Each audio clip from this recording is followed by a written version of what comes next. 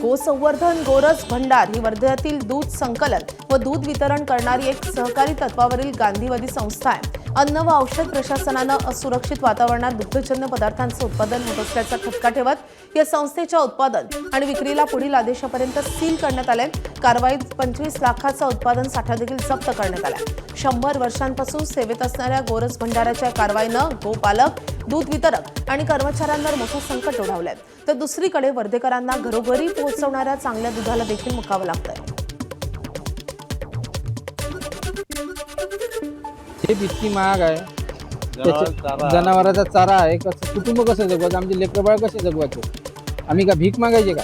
शासनाकडे एवढीच मागणी आहे का आमच्या दुधात दूध जे आहे हे नाशवंत वस्तू आहे। आम्हाला बरंच काही खर्च करून दूध काढावं लागते, तरी आमच्या दुधाचा विल्हेवाट लवकरात लवकर लावावा हेच सरकारला मागणी आहे। प्रशासनाने जी कार्यवाही केली त्याच्याबद्दल काही नाही, पण आमचं दूध घेतलं पाहिजे। एवढं दूध आम्ही काय करणार आहे इतके दिवस? आता एवढ्या दुधाचं आम्ही करायचं काय, हे प्रशासनाला आमचा म्हणजे प्रश्न आहे, तर आम्ही एवढ्या दुधाचं करायचं काय बाबा?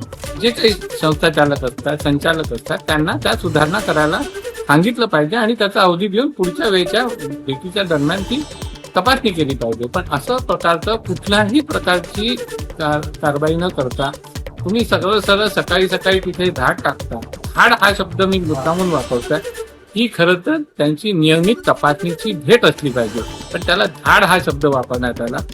आणि या अशा नावाजलेल्या 90 वर्ष जुनं गांधींनी सुरू केलेल्या संस्थेवर धाड टाकणं हे अत्यंत दुर्दैवी असं आहे।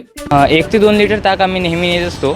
आज आम्हाला 3 लिटर ताक पाहिजे होतं, पण आता इकडे आल्यावर मला माहीत पडलं नाही आहे। तर माझ्या मित्रांनी माझ्या कानावर टाकलं होतं की इकडे काहीतरी मला रेट पडली वाटते, असं काहीतरी माझ्या कानावर आलं होतं, पण माझ्या काही लक्षात नव्हतं। घरचे म्हणजे आण, तर मी आलो आणण्यासाठी, पण आता पाहिलं ते बंद आहे। एबीपी माझा, उघडा डोळे बघा नीट।